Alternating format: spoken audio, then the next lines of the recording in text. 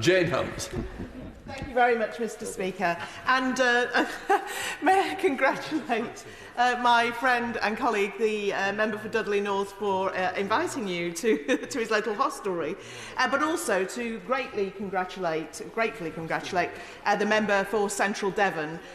He is the chairman of the Treasury Select Committee, and then today he's told us about his cultural skills as well. He's clearly a man who used both sides of his brain, I think you'll find, Mr. Speaker.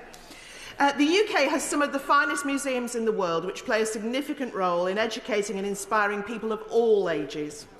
They are also critical to our 75 billion tourist industry, which supports 4 million jobs. And for an example, in Leicester and Leicestershire area, of course, we have the Richard III Museum, which we are very proud to have. Also, we have museums like in Charnwood, in my area, which features a wide range of exhibits reflecting history, geology, archaeology and industries in our local area. Of course, our museums also have great relationships with other institutions around the world for import and export of cultural objects for temporary exhibition to help broaden our understanding of different cultures as well as other countries' understanding of ours. And I think that's of vital importance.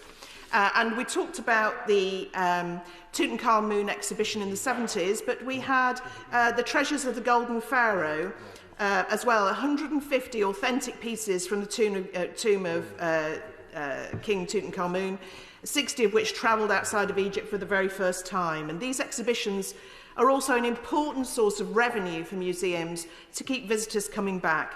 We therefore must do everything we can to support museums, especially given the impact the pandemic has had on them.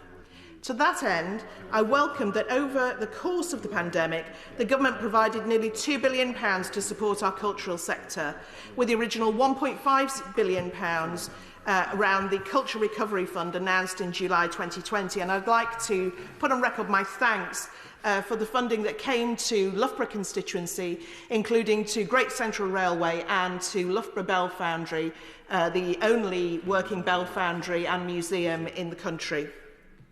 In support of the sector, I welcome that this bill will address another issue which has arisen from the pandemic, that of culturally significant objects being left at the risk of seizure or forfeiture due to the major unforeseen disruption to international travel. And we saw, in fact, that happened, as we say, in 2010 as well, with the volcanic eruption.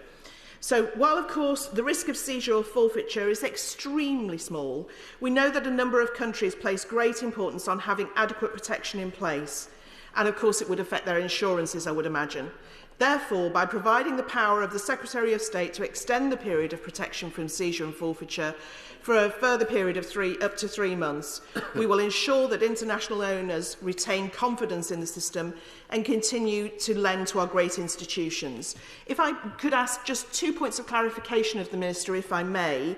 The extension of 3 months, could that just be because the tour is popular, for example, and needs to spend more time in the UK? Is that a reason for an extension?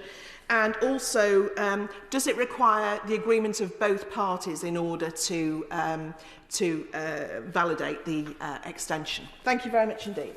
Thank you.